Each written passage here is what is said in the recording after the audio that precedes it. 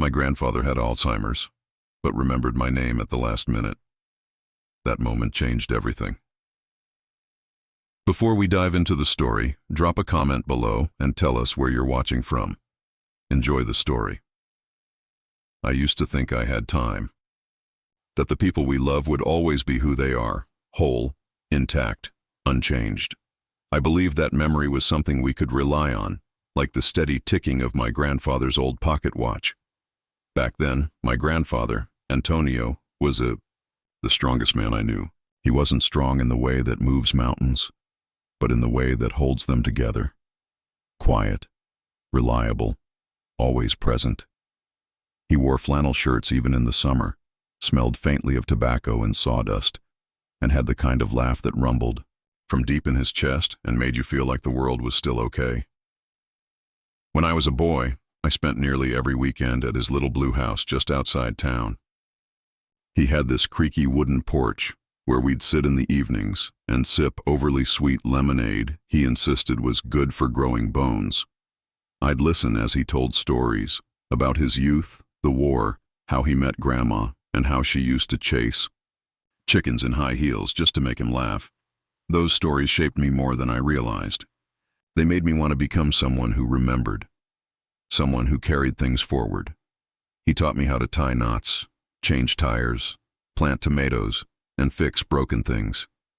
He showed me how to treat people, not by lecturing, but by living. He greeted neighbors by name, offered his last slice of pie without hesitation, and stood silently beside me when my dad left for good. He never said much about that, just put his hand on my shoulder and sat beside me while I cried.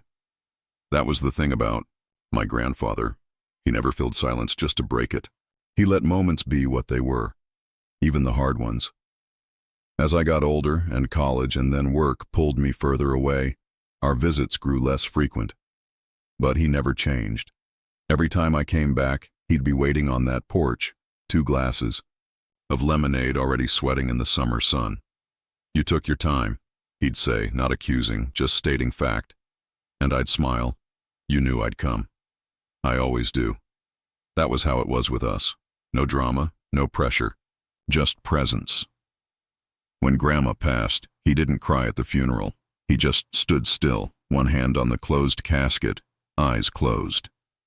Later that night, he sat on the porch with me, and after a long silence, he said, Grief's like a fog. It comes and goes.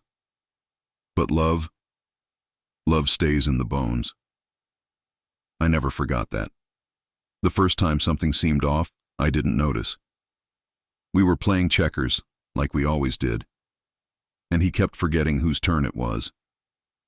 I teased him and he chuckled, brushing it off. "Maybe I'm getting old," he said with a wink, but of course he was already old.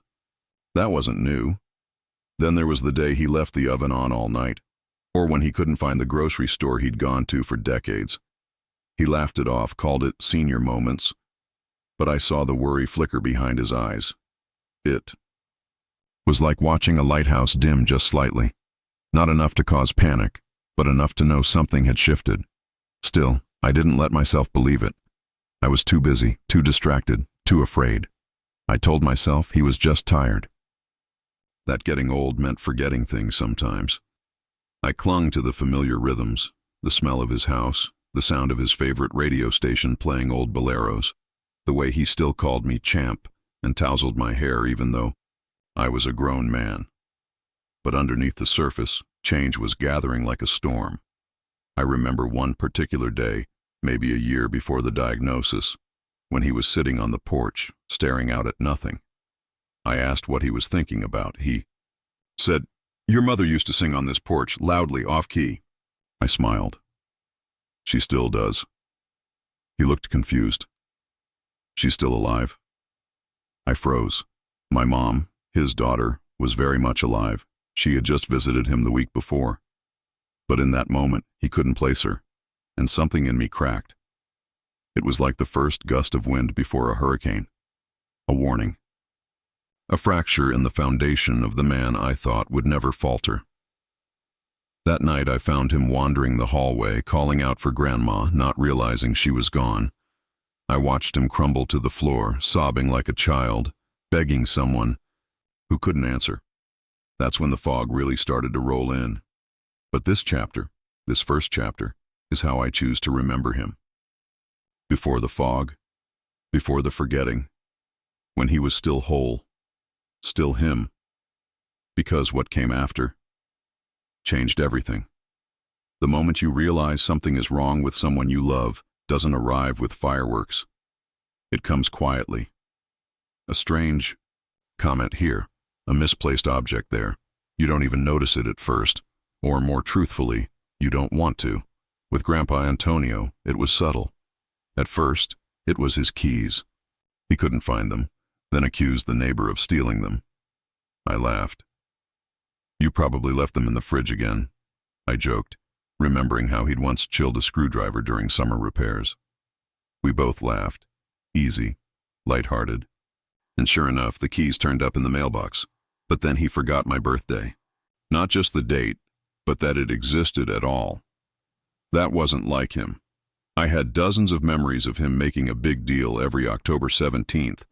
Balloons when I was 5, a chessboard when I turned 12, a steak dinner when I got into college. But that year, when I stopped by his house expecting at least a happy birthday champ, he just looked at me and said, "Did you come to fix the fence?" It wasn't a joke. I stood there with the cake in my hands, blinking, my smile frozen, mid-lift.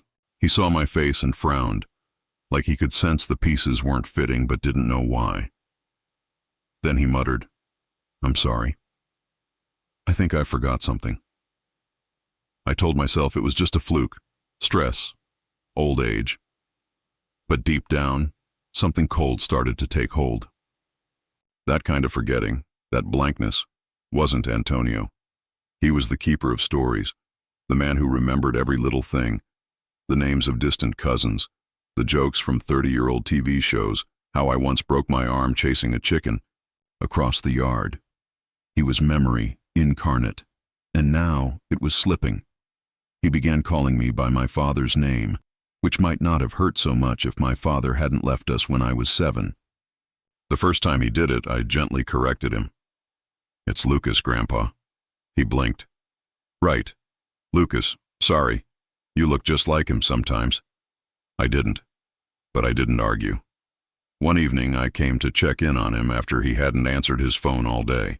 I found him sitting in the kitchen, lights off, cold cup of coffee in front of him, staring at the wall like it held the answer to a riddle he couldn't solve. "Are you okay?" I asked. He looked up slowly, eyes distant. "Did the baby go to sleep?" I didn't understand. "What baby?" He looked confused. "Your sister, the one with the yellow blanket." I didn't have a sister, and that's when the walls of reality began to bend.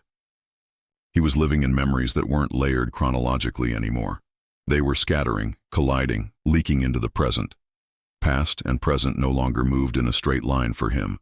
They spiraled. The rest of the family started noticing too. My mother suggested he see a doctor. "It could be anything," she said. "Nutritional deficiency, stress, maybe a mini-stroke." But deep down, we all feared the same word, the one no one dared say aloud yet. I drove him to the appointment, myself. He joked on the way there, talking about the weather, about how the local supermarket had stopped carrying his favorite pickles. He seemed almost normal, but when the nurse asked him what year it was, he said, 1984. When she asked who the president was, he guessed 2 names ago. And when she asked him my name, he just stared at me.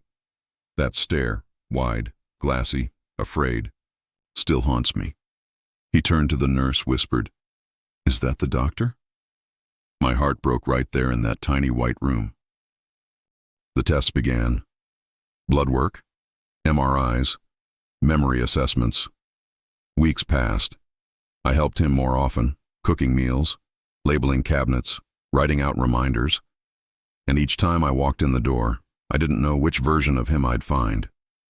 Sometimes he was sharp, laughing, calling me champ, asking if I'd found a girlfriend yet.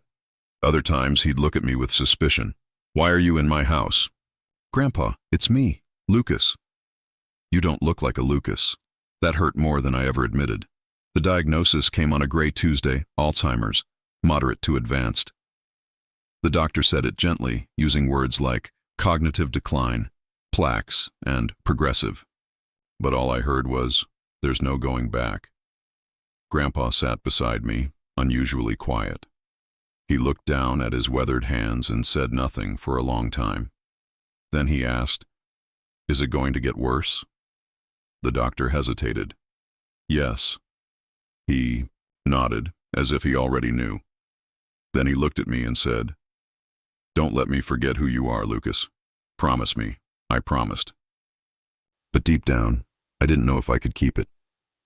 The thing is, with Alzheimer's, it's not just the person who fades. It's the relationship, the inside jokes, the shorthand, the unspoken familiarity. It all unravels, thread by thread.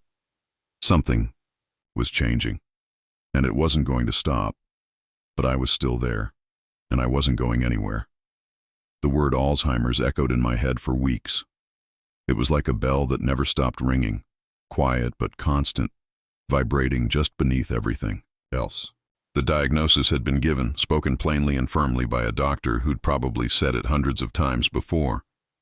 But this time, it was my grandfather. And no matter how calmly they explained it, nothing could soften the truth. There was no cure, no treatment that would restore him, no miracle on the horizon. Just slow, certain decline.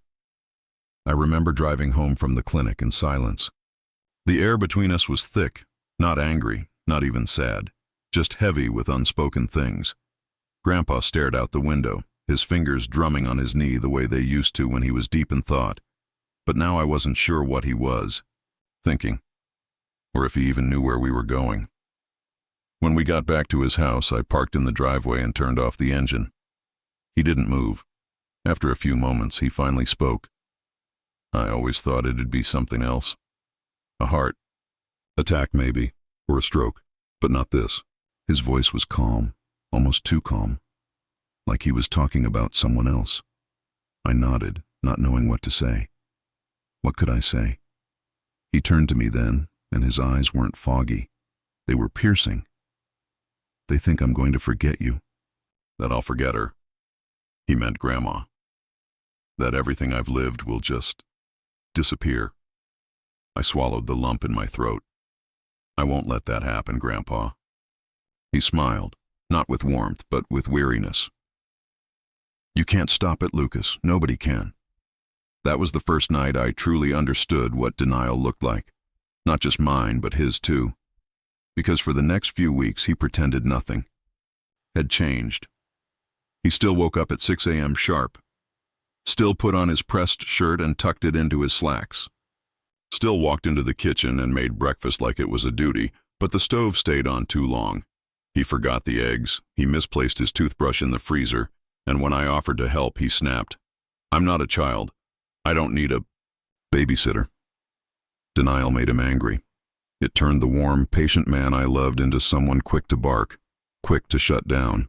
He'd glare at me like I was the problem, like I was the one pulling away from reality. But I understood why. To admit what was happening meant giving up control. And my grandfather had spent his whole life being the man people leaned on. He wasn't ready to be leaned over. My mother in. I sat him down a few days after a particularly difficult episode. He'd forgotten how to open the front gate and wandered around the neighborhood for nearly an hour before someone brought him back. "We need to talk," she said softly, "about getting help." "Help?" he scoffed. "You mean a stranger in my house, watching me like I'm some kind of project?" "No, Dad. I mean someone who can help you manage.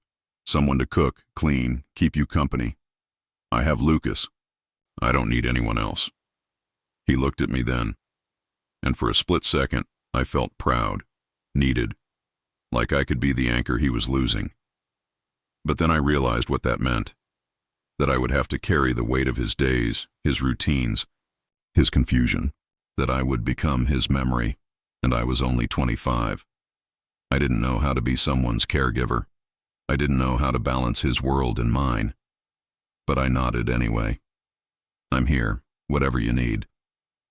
My mother looked at me, eyes filled with a mix of love and worry. We both knew this wasn't sustainable. But how do you tell the man who taught you to walk that he can't walk alone anymore? For weeks, I kept showing up. I missed deadlines at work, canceled dates, turned down friends. Every hour I wasn't with Grandpa felt like a risk. What if he left the stove on again? What if he wandered off and didn't come back this time? I installed locks, labeled drawers, made charts, wrote notes in thick black ink. Fridge, shower, your name is Antonio. I clung to the idea that if I could just organize the chaos, I could slow it down. But Alzheimer's doesn't care about your systems. It doesn't care about how many sticky notes you use or how hard you love someone. It just keeps taking, one memory at a time, one name, one face, one piece of history after another, and still, he refused to acknowledge it. I just need more sleep, he'd say, or the weather messes with my thinking. Or worse, maybe you're imagining it. The worst part wasn't the forgetting. It was watching him realize he was forgetting, and then pretend he wasn't. There was one night I'll never forget. I came by with his favorite meal, feijoada from the little Brazilian place he loved, and he smiled, thanked me, ate, with good appetite. He told a story about when he and Grandma used to dance in the kitchen. I laughed. It felt normal.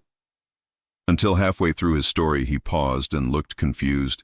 He stared at his fork like it was foreign. Then looked at me. "Who are you again?" Just like that. The air left the room. I said my name. Slowly, softly. He nodded, embarrassed. "Of course, sorry, it's these damn pills." But there were no pills. That was the night the denial broke. For both of us. We sat in silence, and I think he knew I knew. That he couldn't hide behind senior moments anymore. That I couldn't keep pretending we could handle this alone. We were in it now, really in it, and there was no going back. It was strange how the smallest things became heartbreaking, once you knew they might be the last of their kind. The way Grandpa Antonio would hum softly while washing dishes, a habit I'd never paid much attention to before, suddenly felt like a sacred ritual, one I feared would vanish without warning. Every time he remembered the lyrics to an old samba tune or the name of a distant cousin, it felt like a victory.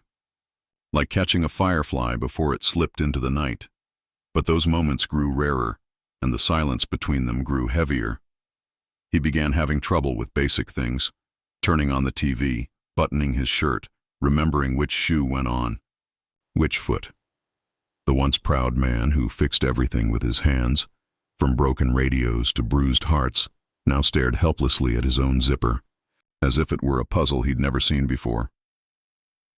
One afternoon I found him in the garden, kneeling beside the flower bed he used to tend with such pride. The roses were overgrown, weeds tangled through the soil, but he was just still, staring at the dirt. "Are you planting something?" I asked. He looked up at me slowly. "I forgot what these are called." I glanced down. "Those are roses, Grandpa." He nodded, but I could see the frustration in his eyes. The betrayal. They were his roses. He had named them after people. Carmelita, the fiery red one. Joanna, the pink that never bloomed right. He used to talk to them like they were old friends, and now he couldn't remember their names.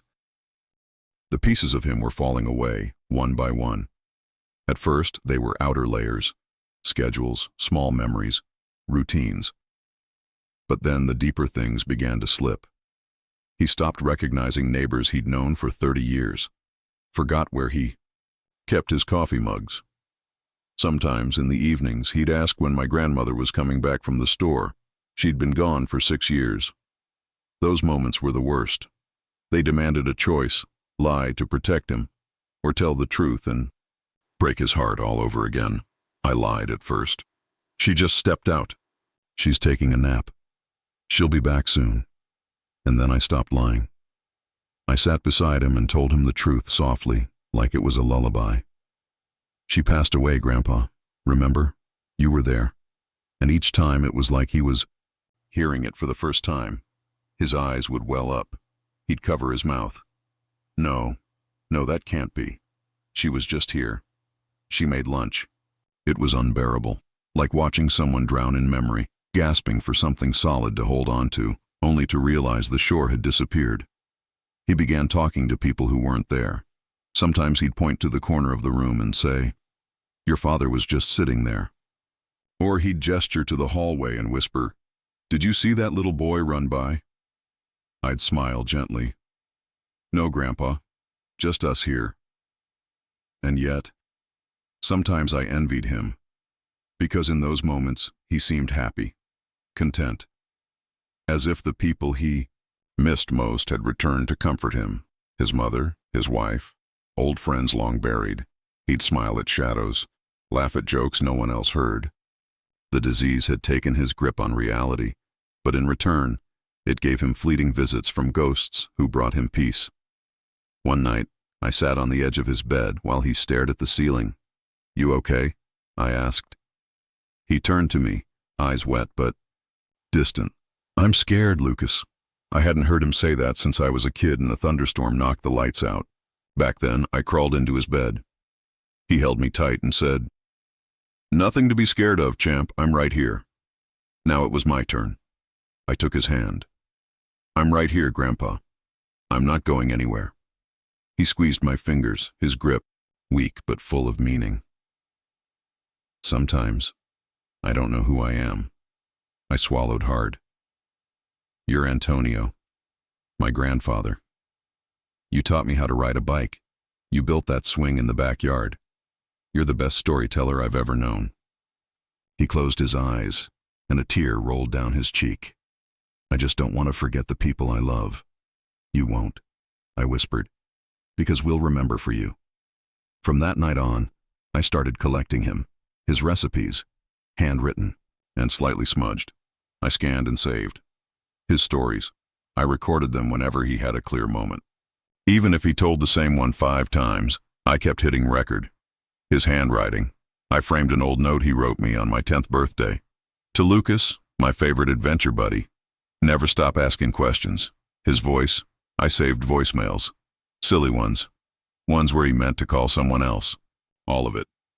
I became an archivist of a fading legacy, and I shared it with him. I made photo albums with names and dates. I labeled them clearly and read them to him every morning.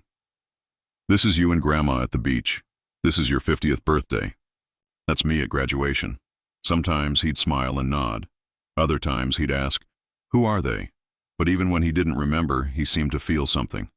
Like the memories still lived somewhere, even if he couldn't reach them. As more pieces of him slipped away, I learned to find joy in fragments. A sudden burst of clarity when he said my name without prompting. A chuckle at a joke he remembered. Halfway through, a soft hum of a song he used to sing while shaving. Every piece, no matter how small, became treasure. Because I knew, with aching certainty, that soon even those fragments would vanish. And when they did, I'd be the one left holding them. Not as a burden, but as a gift. A gift he unknowingly passed down. One piece at a time. The morning he forgot my name was colder than usual. Not outside. It was spring, the sun shining through the blinds, the sky almost annoyingly blue. But inside our little kitchen, everything felt still, like the house itself was holding its breath. He was stirring coffee with slow, trembling hands. I walked in, said, "Good morning, Grandpa," like always. He turned, looked me in the eyes, paused, and said nothing. I waited, giving him time, his brow furrowed, searching. Then softly, like a question, "Are you from the agency?" I didn't answer right away. My throat had closed up. "No, Grandpa. It's me, Lucas." He blinked twice, looked down at the coffee. "Oh," he mumbled. "Sorry, I don't know where she went. My wife. She usually handles these things. She passed away, remember?" He nodded slowly, more out of habit than understanding. "I'm sorry," he whispered. I should remember something like that. I sat beside him, silent. I didn't correct him when he called me Daniel later that afternoon, his younger brother who died in the 70s. I didn't flinch when he asked where his father was. I didn't even cry when he forgot how to open the fridge, because somehow none of it hurt as much as that moment in the kitchen. That morning, he gave me the gift I never asked for, the certainty that time was running out. I had clung to hope for too long. Hope that we could preserve more of him. That maybe, just maybe, we'd get a few extra months of lucidity, of laughter, of clear mornings with crossword puzzles and burnt toast. But that morning, he stirred his coffee like a stranger. And it changed something in me. I stopped pretending. That night, I went through his old study and opened a drawer he hadn't touched in years. Inside were dozens of tapes, dusty, labeled in his tiny print. 1973, Brazil trip, Lucas' birthday. Amateur wedding mo, Anna plus Antonio. I found an old camcorder, miraculously still working, and spent hours converting them to digital. There he was, young, vibrant, arms around Grandma, dancing barefoot in the living room. There was my 5th birthday, Grandpa holding me up to blow out candles, laughing as I accidentally spit on the cake. There were vacations, family dinners, Sunday afternoons in the backyard. It was all still there, frozen in time. I compiled the clips into a video, added music, labeled everything, and then I waited for the right moment. The last moment he might still understand it. That day came 2 weeks later, on a Wednesday. He was sitting by the window, staring at the garden. The roses had bloomed, unexpectedly early. I asked if he wanted to watch something. He didn't answer, just nodded. So I played it, and I watched him. At first, he stared blankly. Then something shifted. His eyebrows twitched. He leaned forward. When the clip of Grandma singing played, he smiled. Not fully, but enough to make my chest ache. When his own younger voice echoed through the speakers, he whispered, "That's me." When the screen showed me, tiny, chubby-cheeked, giggling as he chased me through the sprinklers, he turned slowly toward me. "You were that boy?" he asked. "Yes, that's me." His lips trembled. "You were so happy. You made me that way." He stared at the paused screen for a long time, then looked at me again, and for just a second, no longer, I saw the man I remembered. Clear eyes, steady voice. "Lucas," he said, barely audible. "Lucas." Tears burned my eyes. I didn't dare speak. He reached out and placed his hand over mine. "I remember now," he whispered. You were always there." It only lasted a moment. Seconds later, he blinked, turned toward the window, and asked if dinner was ready. But that single moment, that spark of recognition, that return, it was everything. It was the last gift. That night I went home and wrote down every word he'd said, every movement. I never wanted to forget it, because I knew it was the last time he'd ever say my name. The decline accelerated after that. Within weeks, he couldn't dress himself. He needed help eating. He sometimes forgot how to speak. But I stayed, every day, every night. I brushed his teeth, washed his face, sat by his bed reading the same stories over and over, and sometimes I sang old samba songs, the same ones he used to hum. I'd sit at his bedside, singing softly, and even when his eyes were closed, his foot would tap, ever so slightly, to the rhythm. His body remembered what his mind had lost. One evening, as the sun cast long golden lines across his bedroom, I was sitting beside him, holding his hand. He hadn't spoken in hours. Just shallow breaths and occasional groans. But then, his lips parted. Was I a good grandfather? I nearly broke. I leaned closer. The best. He nodded, barely perceptible. "Will you remember me?" I pressed his hand to my chest. "Every day," I promised. He smiled, a tiny, fragile smile, and then he closed his eyes. The monitor beside him beeped softly, and then it didn't. The room was so still, I could hear the wind brushing the curtains. I stayed there for hours, holding his hand, because letting go of someone you love isn't one moment. It's 1,000, and each one breaks you a little more. The funeral was quiet, just as he would have wanted. No grand speeches, no extravagant flowers, just the people who truly mattered. And the scent of roses, blooming in a garden he no longer remembered planting. I stood by his casket, watching strangers offer me solemn nods, old friends share whispers of memories, neighbors wipe silent tears. They all had a version of him in their minds, a man who fixed radios for free, who helped carry groceries for widows, who always had time for a coffee and a story.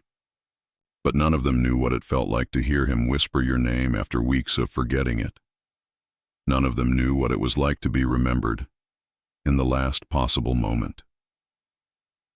I wanted to speak, to stand before everyone and tell them who he truly was to me, the man who taught me to whistle, who told me that courage wasn't about never being scared, but showing up anyway. But when I tried, the words lodged in my throat, so I played the video, the one I had made for him, the one with the beach trips and the birthdays and Grandma's laugh echoing in the background. The room fell silent as it played, and when it ended, there wasn't applause. Just stillness and tears. After the service, I returned to his house. It felt smaller, not in size but in spirit. The heart that had kept it alive was gone. His slippers still sat by the bed.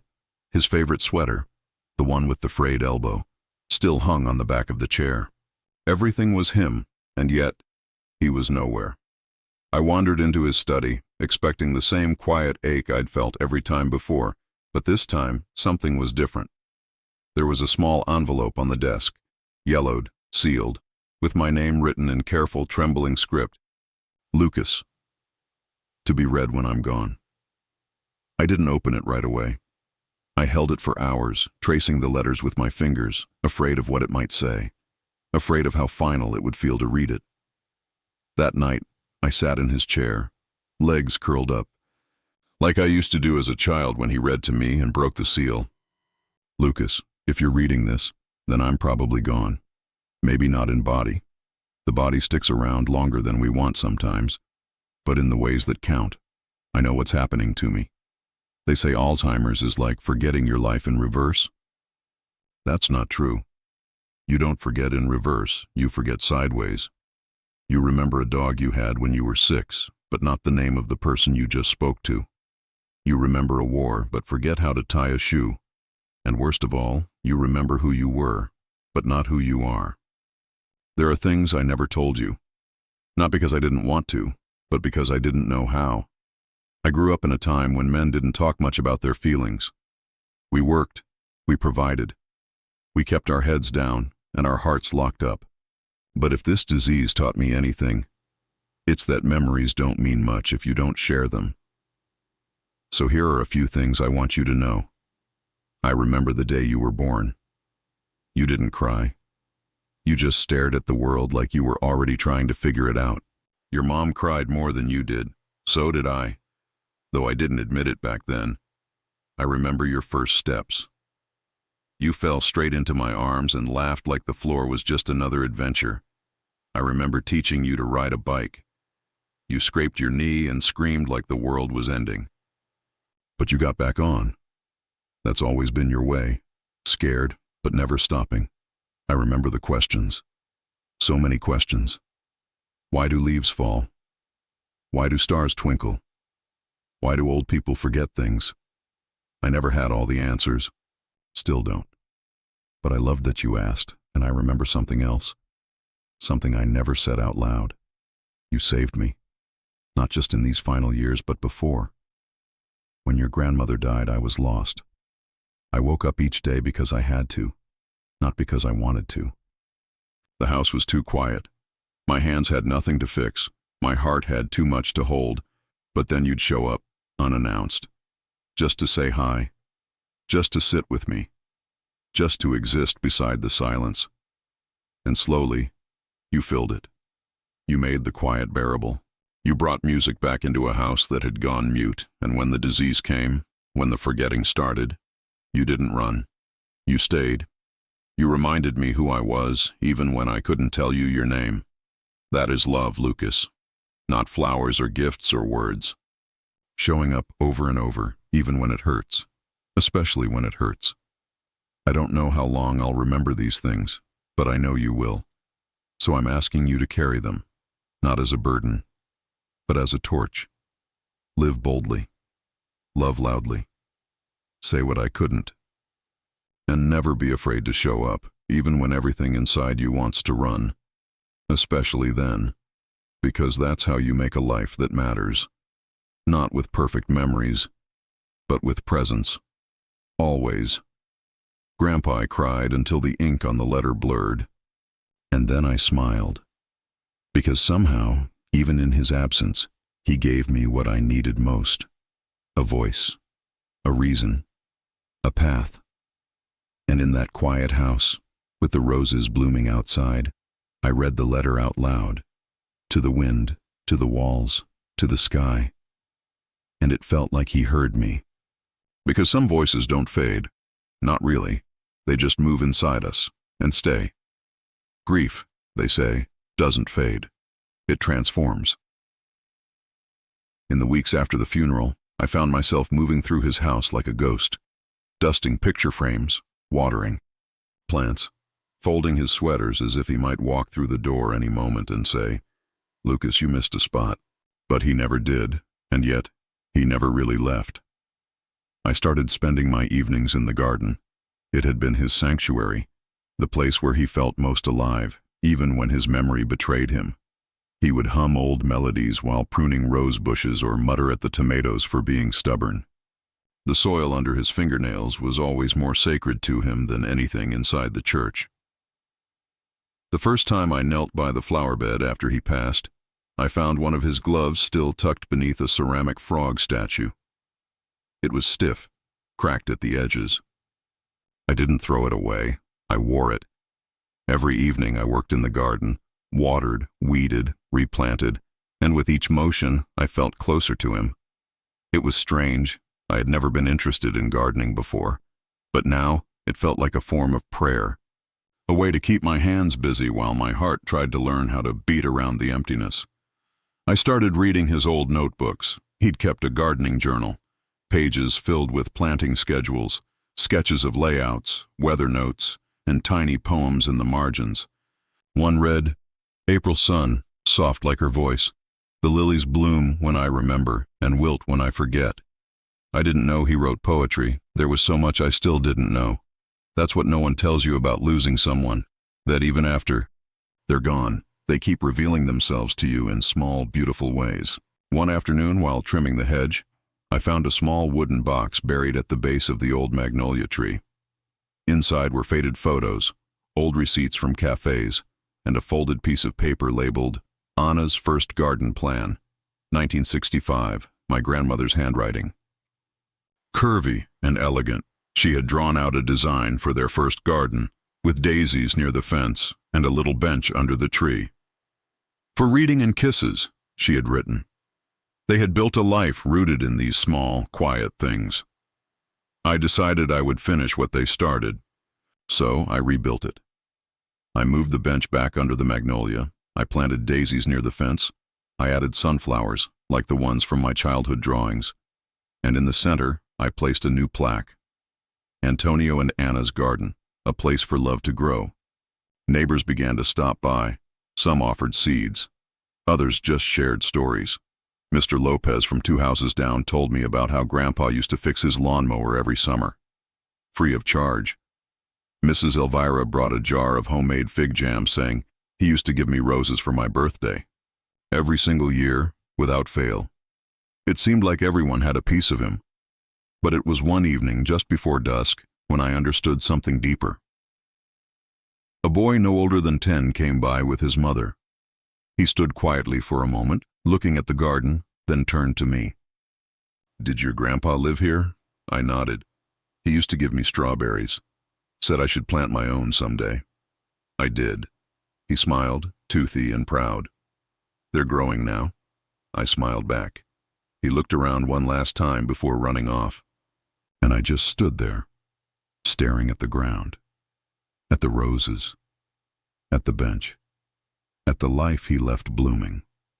He never had a statue, No street named after him, no plaque in a city hall. But he left something greater. Roots, people, stories, a garden of kindness, and quiet moments that stretched far beyond what I could see. Later that night, I opened his final tape. I had found it tucked beneath his bed, labeled in red marker, "For Lucas, if I forget too much." My hands trembled as I pushed it into the old player. The screen flickered, then his face appeared. Older, worn, but clear-eyed. "Hey, kid." He smiled. "If you're seeing this, I probably messed something up in my brain, huh?" He chuckled. "I made this because I know myself. I know I'd forget. I'd say your name wrong. I might even tell you to feed a dog we don't own anymore. But if any of that happens, I need you to remember something." He leaned closer. His voice softened. "I always knew who you were, deep down.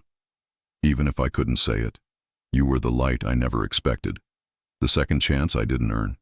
You gave me more life in my final years than I had in all the ones before." He paused. "If I forget your name, remember mine. If I call you someone else, forgive me. But never, ever think I stopped loving you. Because love—" He tapped his chest. "It stays, even when memory fades."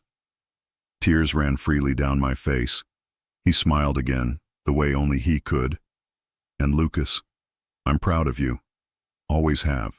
Been. Always will be." The screen faded to black, and for the first time in weeks, I let myself weep, not from loss, but from love. In the garden now, a small tree is growing. I planted it from seeds I found in one of his old seed packets. Ones he had labeled but never planted. Sweet orange blossom, for someday. Someday has arrived, and beneath it I sit often, sometimes to write, sometimes to think, sometimes just to listen. And every so often, when the wind moves just right, I swear I can hear his voice, calling my name like he never forgot. Because some gardens aren't made of soil and seeds. They're made of moments, of second chances, of names spoken softly and never truly lost. Hospice is a strange kind of waiting room, suspended between goodbye and gratitude, silence and breathing machines. It was there that I spent the last days with my grandfather. The garden back home was blooming in his absence, but here, everything felt paused. He didn't speak much anymore. Most days he stared past me, eyes vacant or confused, like he was walking in some fog I couldn't enter. Occasionally he'd mumble a name, my grandmother's or someone long gone, and I'd nod as if I understood where his mind had wandered, but not my name, not for weeks. I read to him every afternoon. I brought him old photo albums, played the tapes he had recorded years ago. Sometimes I even sang his favorite old songs, off-key and barely remembering the words. He rarely responded, except once when I played a cassette of his voice saying, "Lucas, you little rascal, get off the roof before your mother sees you." He chuckled. It was faint, barely there, but it was real, and it was enough. The nurse said we were close now. "Maybe a few days," she whispered. Like death was a sleeping thing she didn't want to disturb. On the final morning, I arrived with a box of oranges from the tree I had planted in his garden. The blossoms had finally turned to fruit. I placed one on the table beside his bed and peeled another, letting the citrus fill the sterile room with something like memory. "Grandpa," I whispered, "do you remember when I used to steal these from the neighbor's tree? You made me write her an apology note and deliver it with cookies." He didn't respond, but I kept talking anyway. "Now they're growing in your yard, our yard. Still, nothing." I reached for his hand, frail now, the skin like parchment, and placed it over mine. "You taught me everything that mattered. How to fix a bike. How to take the blame when it's the right thing. How to be still when someone needs company. And how to show up, even when it's hard." My voice cracked. I wish I had more time. A flicker moved across his brow. Barely. Perceptible. His eyelids twitched. Then something impossible happened. His fingers gripped mine. Weak. Trembling. But intentional. He turned his head slightly. So slowly it felt like time itself was holding its breath. And then, with eyes more lucid than they had been in months, he looked at me. His lips parted, and he said it. "Lucas?" I didn't answer. I couldn't. I just nodded as the tears came faster than I could wipe them. He smiled. It was small, faint, but it reached all the way to his eyes. "I didn't forget you," he whispered, barely audible. "I know." I choked, out, clutching his hand. I tried so hard to hold on. "You did. You stayed. Always." He took one slow, deliberate breath, and with it, his eyes closed, still smiling, still holding my hand. He didn't speak again, but he didn't need to, because in that one moment, in that one name, he gave me everything. The days that followed moved, like smoke. I don't remember all the details.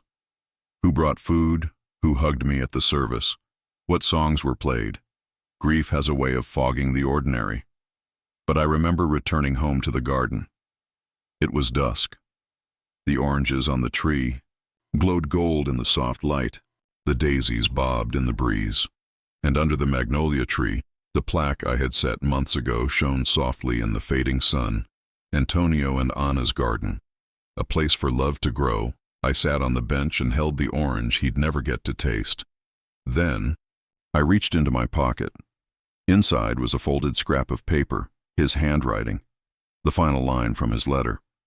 "Don't be afraid to show up. That's how you make a life that matters." I unfolded it and placed it under the bench, sealed in a small box, a time capsule, a seed, for someone else to find someday. That night, I wrote his name into my journal one last time, and beside it, I wrote mine. Connected not by blood alone, but by presence, by stories, by a name spoken when it mattered most. Years passed. I became a father, then a grandfather, and every time I held one of my grandkids close, I thought of him, of how he remembered me when everything else had faded, and I remembered to show up for baseball games, ballet recitals, late-night phone calls, and quiet tears over breakups. I never forgot the lesson he gave me in those final moments. That memory may fade, but love? Love is a muscle that remembers even when the brain forgets. Now I walk slowly through the garden. My hair is gray, my hands worn, but the garden still blooms, and I still sit on the same bench under the magnolia tree. Sometimes I speak his name, out loud, just to hear it again.